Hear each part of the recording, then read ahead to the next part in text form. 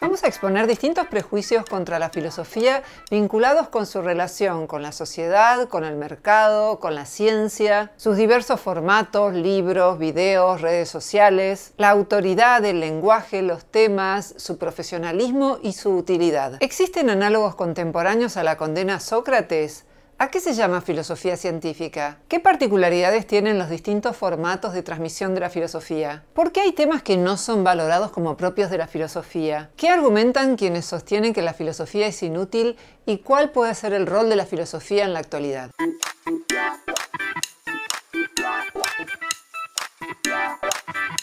Suele decirse que la filosofía siempre llega tarde, como una reflexión sobre la realidad vivida, siguiendo la metáfora de la lechuza de Minerva de Hegel. Así como la lechuza levanta vuelo al atardecer, la filosofía llegaría para mostrar cómo fueron las cosas en el pasado. Esto es cierto, pero también hay otra dimensión de la filosofía. ¿Qué pasa con Rousseau? ¿Qué pasa con Voltaire, que inspiraron la Revolución Francesa?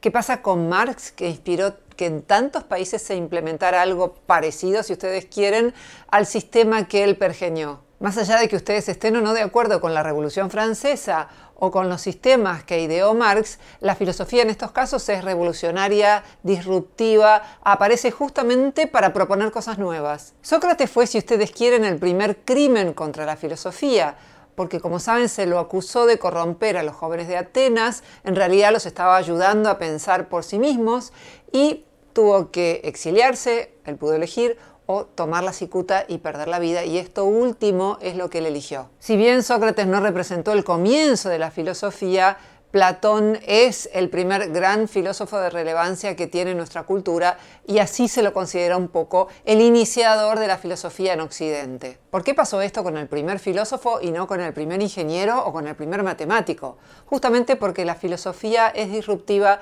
es revolucionaria, llega después que las cosas han sucedido, como decía Hegel, pero también mira para adelante y piensa cómo podrían ser las cosas de otra manera. Eso no ocurre con todas las disciplinas humanas, en tal caso sí ocurrió con la astronomía cuando chocaba contra el dogma cristiano y entonces si se decía que la Tierra no era el centro del universo, se lo consideraba una herejía. Pero el hecho de que el inicio de la filosofía sea la condena a un filósofo nos mueve a reflexionar, y eso ha ocurrido a lo largo de toda la historia de la filosofía, acerca del rol del filósofo y del rol de la filosofía. Ante la muerte de Alejandro Magno, rey de Macedonia, Atenas se rebeló contra el dominio de los macedonios. Y como Aristóteles había sido el tutor de Alejandro Magno cuando era joven, decidió exiliarse y dijo, para evitar un segundo crimen contra la filosofía. El primero había sido el de Sócrates. Mártires de la filosofía hay más. El filósofo renacentista Giordano Bruno, por ejemplo, que tenía una visión panteísta, no creía que existiera un Dios trascendente, un Dios que estaba más allá, sino que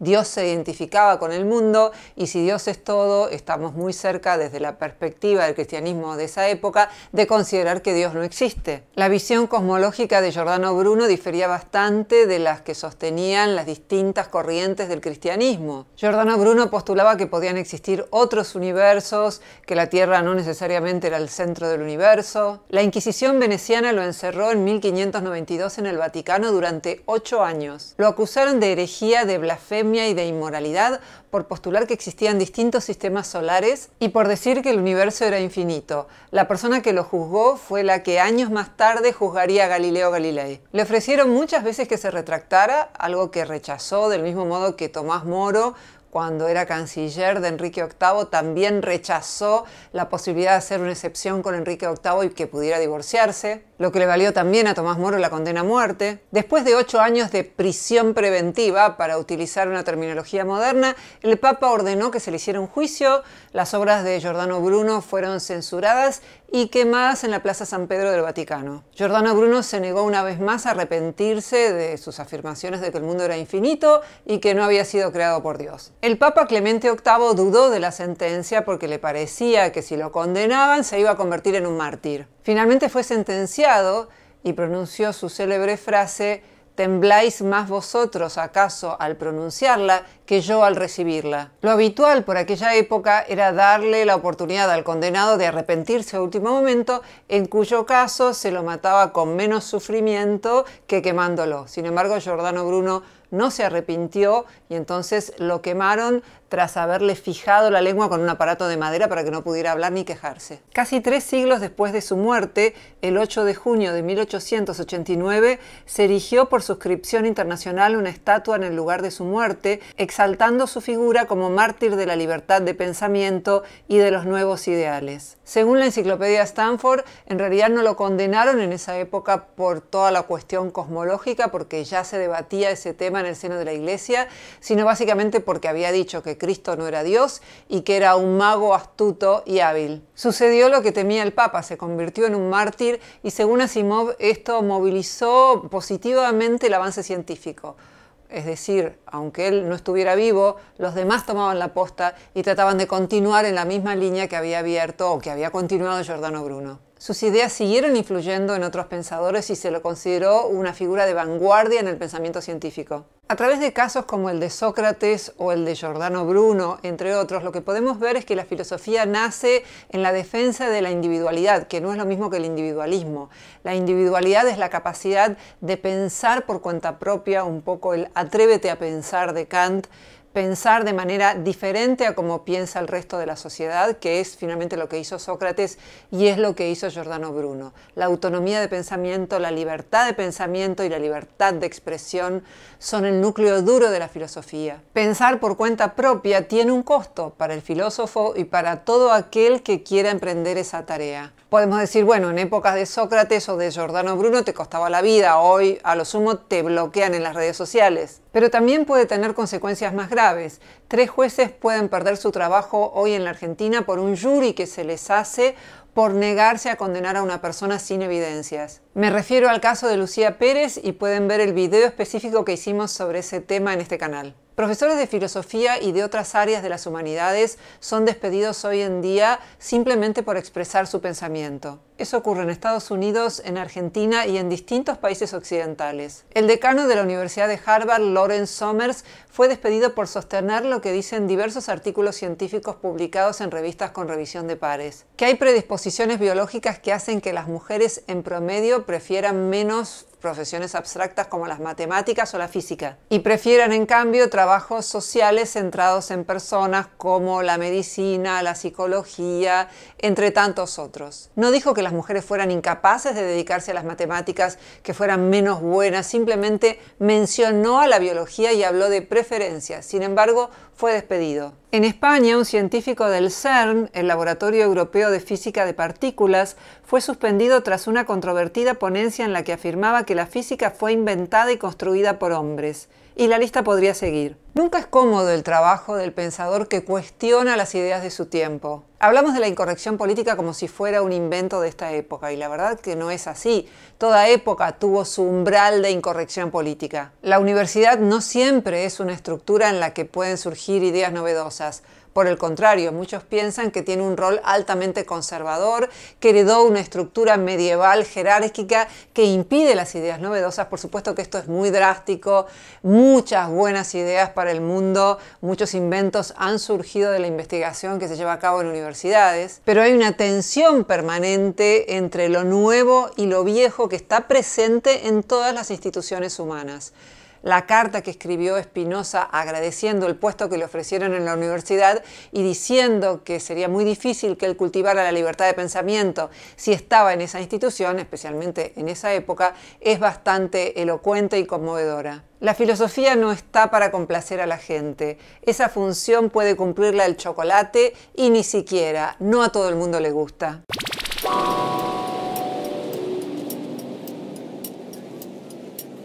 La filosofía y la ciencia no siempre fueron de la mano. Si pensamos en ideas como el alma o en el dualismo que cultivaron tanto Platón como Descartes como tantos otros filósofos, me refiero a la consideración de que existen por separado un alma y un cuerpo o una mente y un cuerpo. Es una idea que la ciencia contemporánea no refrenda, es una idea contraria a la evidencia científica. Del mismo modo, la idea de que nacemos como páginas en blanco, como tábulas rasas, no es refrendada por la ciencia contemporánea, que nos muestra cómo nacemos con algo así como programas de computadora, con adaptaciones que nos permiten reconocer el lenguaje, por ejemplo, que marcan preferencias, ya que hablábamos de diferencias de género, que son en promedio superiores para hombres o para mujeres según la cuestión de la que se trate. Hay personas que creen que hablar de filosofía científica es sostener que filosofía y ciencia son exactamente lo mismo.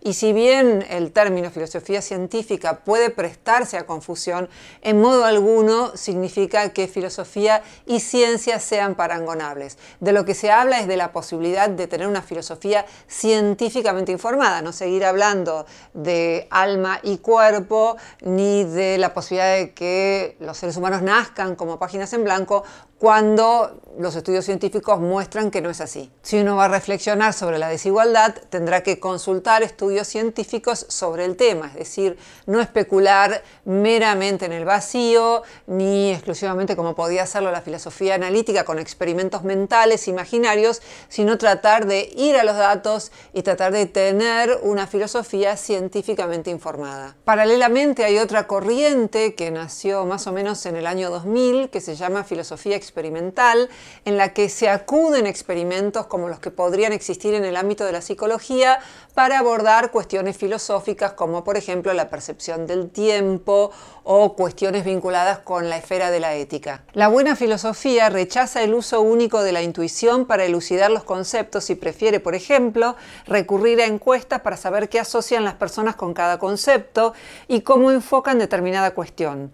La buena filosofía se nutre de estudios científicos en lugar de ser meramente especulativa. Ciencia y filosofía se parecen en el sentido de que aplican los mismos métodos conceptuales y empíricos, y se diferencian en el hecho de que la filosofía aborda teorías y conceptos más generales. Hay filosofía más y menos rigurosa, tal como ocurre con cualquier disciplina. Debido al grado de generalidad, el uso de métodos empíricos en filosofía suele ser más indirecto. Por ejemplo, revisión de evidencia disponible y propuesta de estudios futuros. Y los métodos empíricos pueden estar totalmente ausentes cuando se abordan cuestiones conceptuales. Lo mismo ocurre con otras disciplinas. La relación entre filosofía y ciencia no es de oposición, sino de complementariedad. Los resultados de la filosofía, teorías, conceptos, argumentos, son utilizados por las ciencias, como cuando se habla de raza, etnia o gen, y por otra parte la ciencia informa a la filosofía. En su libro La teoría de la selección natural, el filósofo Santiago Ginóbili dice: estudié una carrera de filosofía en la que se omitía la historia de la ciencia.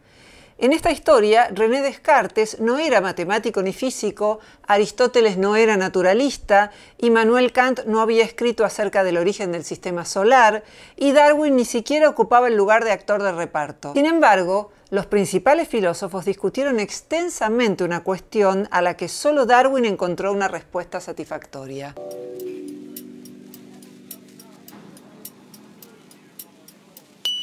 Otro prejuicio contra la filosofía es que si se comercializa, necesariamente se banaliza el pensamiento. Es un clásico. Por ejemplo, que si hay comerciales que auspician un video de YouTube, eso supone realizar concesiones al pensamiento. Son mercenarios de las ideas, dicen, y luego poniéndose piadosos agregan, bueno, de algo hay que vivir. No es algo que se diga solo de la filosofía, también se dice de los libros de autoayuda, y los hay muy buenos, escritos por profesionales y científicos de primer nivel, como Deborah Tannen, por ejemplo, que escribió sobre los estilos conversacionales de hombres y mujeres, John Gottman, Dan Ariely, Dan Gilbert. La lista es muy larga de libros que a veces ponen en la sección de autoayuda y que están escritos por científicos de primer nivel. Si estas personas no tuvieran alumnos cautivos en la universidad, tal vez no los escucharía nadie. Gregorio Klimovsky, profesor de epistemología de la Facultad de Filosofía de la Universidad de Buenos Aires, decía: yo doy clase aunque no haya nadie. Claramente estar inserto en el mercado o tener una audiencia numerosa no es prueba de calidad,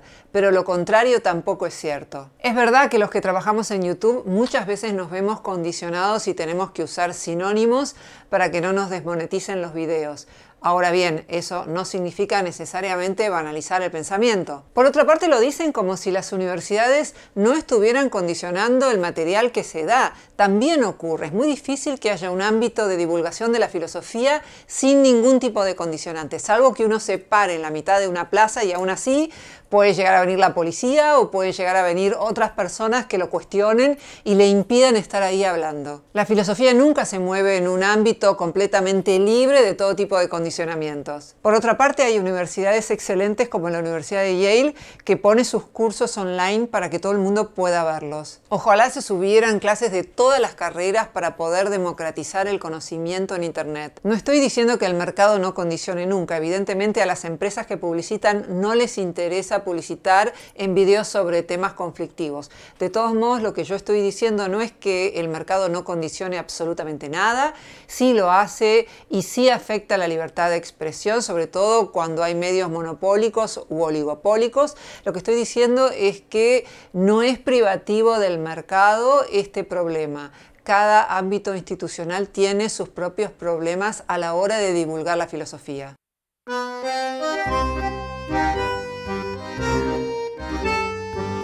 Otro de los prejuicios de la filosofía tiene que ver con el formato. La idea de que en el libro se aprende más que un video, que sería una suerte de transmisión degradada de saber. Es cierto que cuando se lee un libro uno puede detenerse en un fragmento, también uno puede volver atrás con el video, es más fácil ir al párrafo anterior, quedarse un rato meditando, eso también uno podría hacer con el video. En un libro se puede subrayar, todo esto es cierto, pero el conocimiento empezó siendo algo de transmisión oral. La escritura vino después y no necesariamente un video implica una versión degradada del conocimiento en relación al libro. Lo que hizo Internet es, por un lado, multiplicar la forma escrita, pero también dio impulso a la oralidad a través de los videos, y en este caso los videos de filosofía. Un video permite relacionar lo que se oyó con lo que se oyó en otro video, o con lo que uno sabía de antes. No estoy diciendo que oír videos sea mejor que leer libros. Lo que estoy diciendo es que no necesariamente es una visión degradada en relación a la escritura y a la lectura. Por supuesto, si uno mira un video pensando en otra cosa, el aprovechamiento podrá ser mínimo o nulo. Por otro lado, un video puede conducir a uno o a muchos libros. Nos enteramos de la existencia de muchos libros porque hay videos de Internet que los publicitan. Por otra parte, si somos pragmáticos y nos ponemos a ver cuántas personas compran un libro, digamos, un título medianamente exitoso puede tener 3.000 ejemplares vendidos. ¿Cuántas personas ven un video? En general, muchísimas más, sobre todo si estamos hablando de canales profesionales en donde una persona se dedica enteramente a producir videos. En uno de los diálogos de Platón aparece la invención de la escritura y alguien objeta, bueno, a lo escrito no se le pueden formular preguntas. Esa crítica no puede ser formulada a un video que se hace en vivo. Muchas veces hay profesionales que dan clases en vivo y se puede hacer preguntas, puede haber un ida y vuelta, una interacción. Por este prejuicio que tienen muchos académicos con la divulgación de la filosofía en YouTube, es que existen muchísimos canales que no están en manos de profesionales, sino de pibes que por ahí son inquietos, les gusta leer y hacen videos de divulgación que a veces ven cientos de miles de personas que en el mejor de los casos se informan acerca de una filosofía que ignoraban y en el peor se malforman, porque he visto videos absolutamente horrorosos de divulgación que parecen hechos a partir de otros videos de YouTube, solamente de la Wikipedia y poco más, pero que están muy bien hechos en términos de edición. Tampoco es que el efecto de YouTube sea necesariamente positivo. Sabemos que el terraplanismo adquirió una gran repercusión a través de videos de YouTube que estaban muy bien hechos en términos de imagen y de realización de montaje. Me animaría a decir que las redes sociales son como las cavernas de Platón, las cavernas en donde los filósofos deberían ir y tratar de divulgar la filosofía que ellos mismos hacen, la filosofía de otros. Las carreras de filosofía deberían enseñar a usar otros formatos, a hacer videos, a poder hacer blogs. El paper académico y el libro no son los únicos medios de la filosofía. No hay nada en la carrera académica que aliente a los licenciados en filosofía a divulgar lo que hacen. ¿Por qué? Porque en el CONICET y en otros institutos de investigación no se premia con puntos la divulgación, o cuando se premia es con un porcentaje ínfimo de lo que tienen que reunir a la hora de hacer sus rendiciones.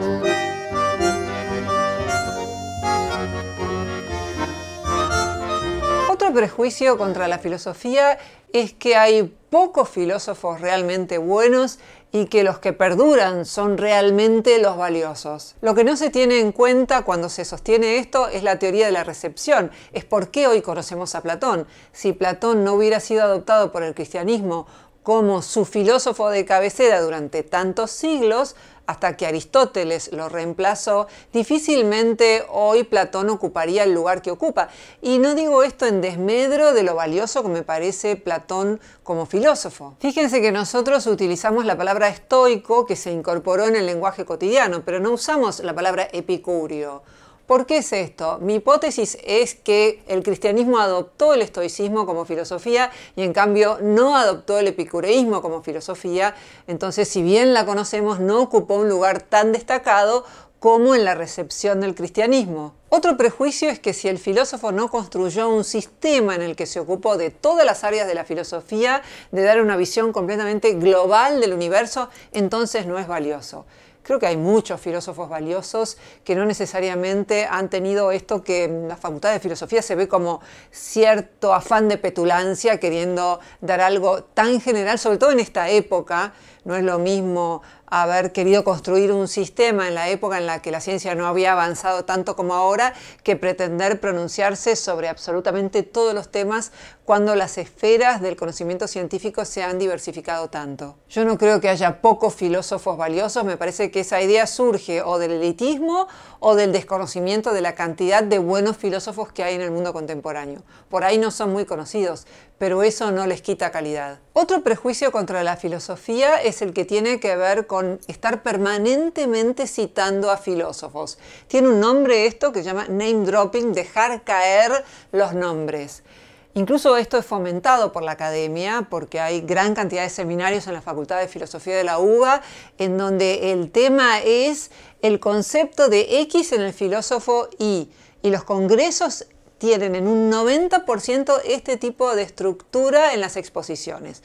Nunca es que el filósofo se pone a hablar de algún tema, no, eso es muy general, habría que circunscribirlo. Y si bien es cierto que quien mucho abarca poco aprieta, muchas veces se pierde este carácter de generalidad que ofrece la filosofía y se deja de investigar los temas para terminar haciendo una suerte de apología de la autoridad, centrándose mucho más en la figura de autoridad de un filósofo que en aquello que el filósofo investigó o que muchos filósofos pudieron haber investigado.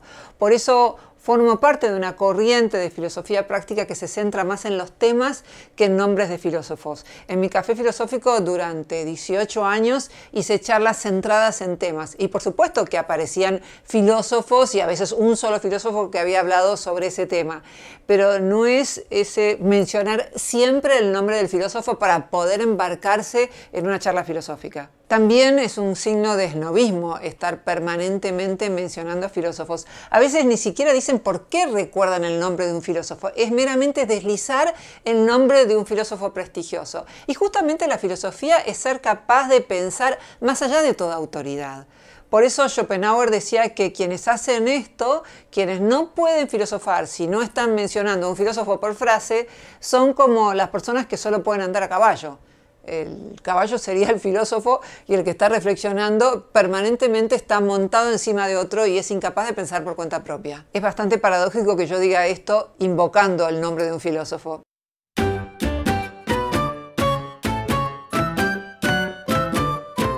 Otro prejuicio es que la filosofía buena se escribe en un lenguaje casi incomprensible, en un jeringoso insoportable. Harry Frankfurt llamó a esta expresión bullshit. En español podríamos traducirlo como sanata. Es un vicio cultivado mucho más por la filosofía continental europea que por la filosofía de la tradición anglosajona, que suele ser más clara y distinta. Mucho tuvieron que ver desarrollos de filósofos alemanes que luego fueron traducidos al francés y de alguna manera los filósofos españoles entendieron que para hacer buena filosofía debían utilizar un lenguaje muy intrincado como ellos.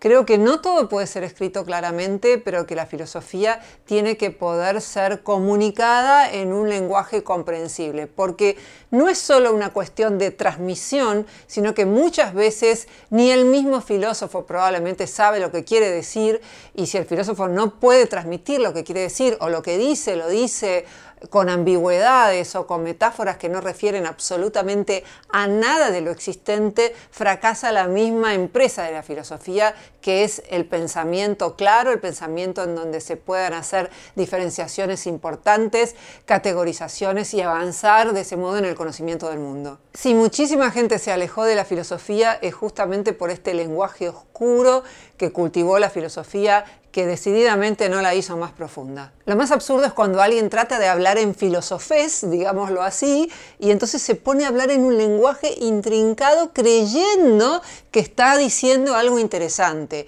Y muchas veces quienes los escuchan no quieren quedar del lado de los estúpidos, entonces creen que están diciendo cosas verdaderamente importantes.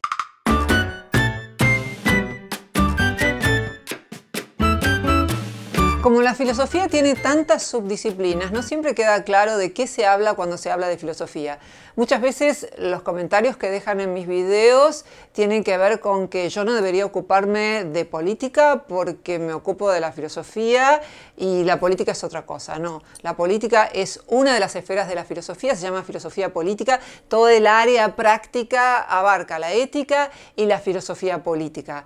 Y es una de las tantas disciplinas, así como hay otras, la metafísica, la filosofía del lenguaje, etcétera, etcétera. Otro prejuicio contra la filosofía es que no hay que poner ejemplos, que si se habla de cuestiones muy prácticas, entonces no se está haciendo filosofía, porque la filosofía refiere al orden de lo general y nunca puede bajar a lo concreto. Pero como bien nos enseñó Kant, intuiciones sin conceptos son ciegos y conceptos sin intuiciones son vacíos. Acá también está presente una cuestión de género. Las mujeres solemos anclarnos más en cuestiones prácticas. Hay un estudio de West que muestra cómo cuando las mujeres escriben papers académicos suelen concentrarse más en temas prácticos. De hecho, la ética es una esfera de la filosofía en donde en proporción hay más mujeres que en otras esferas como la lógica, como en la filosofía política, como en la metafísica. Los temas de los que nos ocupamos en promedio más las mujeres son temas prácticos y esto hace que no porque exista un tipo de discriminación, sino porque los temas que en promedio, siempre hablamos de promedio, nos interesan más, pueden no ser los de la preferencia de una revista académica, que puede, por estar dirigida por hombres, privilegiar un tipo de sistematización, de conceptualización y de nivel de generalidad que suele ser preferido más por los hombres. Este es un gran tema, no pretendo agotarlo acá, pero tiene que ver también con una serie de prejuicios que aparecen en relación a la filosofía. Digamos que la idea sería que si aparecen temas muy prácticos, eso es frívolo, eso debería ser derivado a otro tipo de disciplinas más prácticas como la sociología. Y les voy a poner un ejemplo. Yo no me pude doctorar en la carrera de filosofía, que es la que yo cursé, porque el tema que yo había propuesto para mi doctorado es el automóvil como emblema de la subjetividad moderna. Yo quería tomar un objeto concreto, el del automóvil, y ver todas las características del imaginario moderno que tiene, la autonomía, el poder ir a donde uno quiere, con libertad, y cómo el sistema automotor que se generó con todas las muertes que genera el transporte automotor en el mundo, está vinculado también con esa idea de individualismo que está presente en el automóvil. Era un tema filosófico, pero anclado en una cuestión práctica. ¿Y qué me dijo José Sasbón, que fue el filósofo que rechazó ese tema, que me dijo elegí otro tema, y yo me fui a la Facultad de Sociología y me doctoré en Ciencias Sociales, no en Filosofía? Me dijo, eso no es filosofía. El prejuicio provenía de un filósofo con alto estatus y muy valorado también por mí en la academia. Yo le respondí a Sasbón, pero la Escuela de Frankfurt, con Adorno, Horkheimer, con Walter Benjamin, ellos tomaron elementos concretos del mundo y filosofaron a partir de ahí. ¿Qué me respondió? Bueno, pero ellos eran ellos y usted es usted. Esta descalificación de los temas prácticos en favor de los temas más abstractos probablemente sea una de las razones por las que no se valoran tanto las utopías. Es decir, se valora más que se pueda criticar en términos abstractos la estructura social y política de una sociedad, pero no se valora que se propongan cuestiones concretas para cambiarla, que no refieran a la estructura económica y política. Por ejemplo, que se pueda hablar de cómo se pueden desarrollar las relaciones humanas en un contexto distinto al actual, es algo que pareciera no tener tanto prestigio en la filosofía como hablar de la estructura social y política.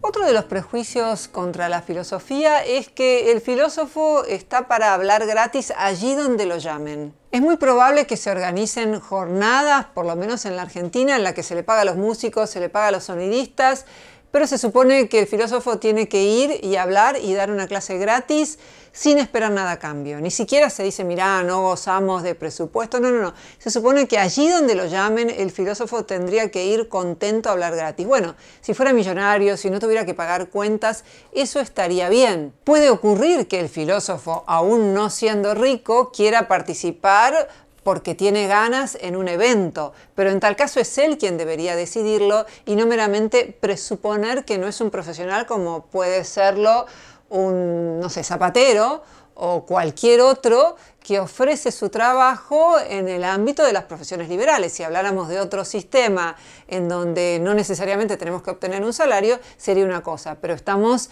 en una sociedad de mercado y es muy impresionante cómo en una época me llamaban una vez por semana para hablar gratis.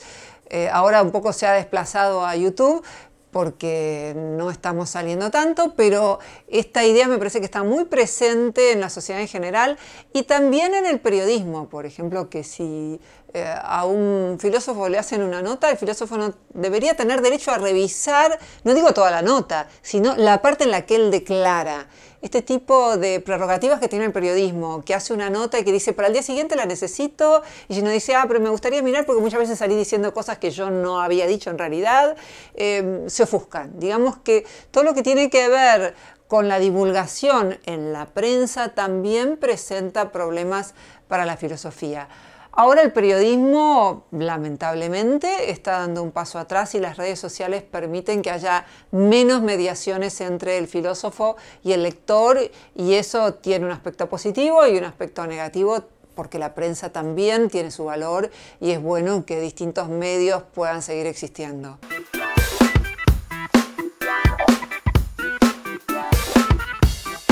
Otros prejuicios tienen que ver con la utilidad de la filosofía. Hay personas que consideran que la filosofía es completamente inútil. Por ejemplo, el físico Neil deGrasse, que considera que como los saberes se han especializado y las ciencias particulares se han ocupado de cada uno de ellos, la filosofía ha perdido su rol tradicional y ya no tiene razón de ser. El periodista y youtuber Mauricio Schwartz, que por cierto tiene una divulgación altamente filosófica porque se ocupa de problemas como la existencia de Dios o los requisitos de la cientificidad, niega que la filosofía sea conocimiento válido.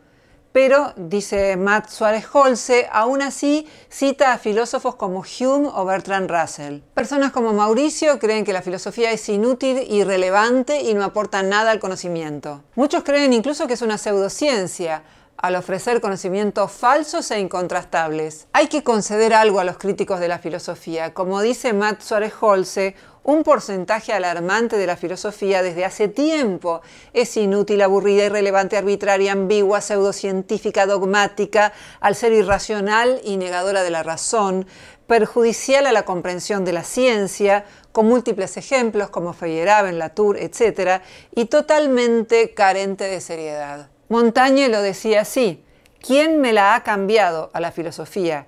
¿Quién le ha colocado esa máscara pálida y horrible? No hay nada más alegre, más jovial y hasta me atrevería a decir más juguetón. De modo que otro prejuicio contra la filosofía proviene de las instituciones. En España quieren sacar la asignatura de la escuela secundaria.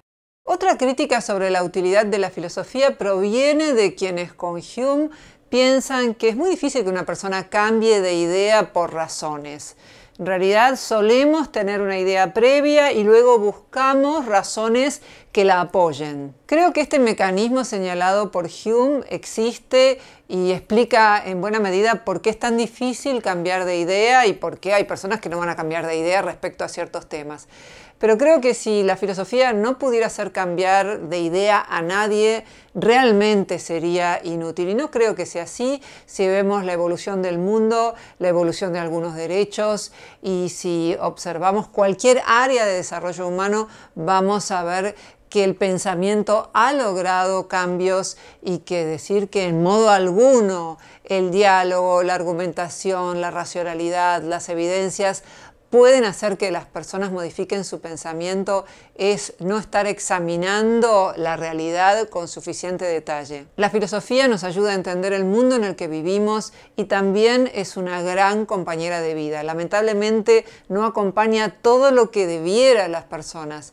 El título del libro de Lumarinov, Más Platón, menos Prozac, me gusta más el título que el libro, justamente plantea eso, cómo tendemos a suplantar con remedios lo que debería darnos la filosofía, que son herramientas para poder vivir mejor. Esta es la manera en que los filósofos antiguos entendieron a la filosofía como una forma de vida, como la filosofía sobre todo centrada alrededor de la ética, que es la forma de vivir, es la costumbre aceptable, deseable, el edificio de virtudes que tenemos que construir alrededor de nuestro carácter, como postuló Aristóteles. La filosofía sirve para reflexionar en torno a cuestiones de valor, que son cuestiones éticas, y desarrollar las virtudes, que son el edificio de la ética. Por ejemplo, para aprender a ser valientes, que es la disposición a vencer el miedo y soportar las frustraciones, a ser justos y cultivar la templanza, educando nuestro deseo. La filosofía sirve para encontrar formas de organización política que maximicen el bienestar general. La filosofía enseña a pensar mejor y esta es una de las habilidades fundamentales para la vida. No consiste en rendir culto a filósofos célebres ni hablar en un jeringoso incomprensible. Vivir sin ella sería lo mismo que vivir con los ojos cerrados sin abrirlos jamás.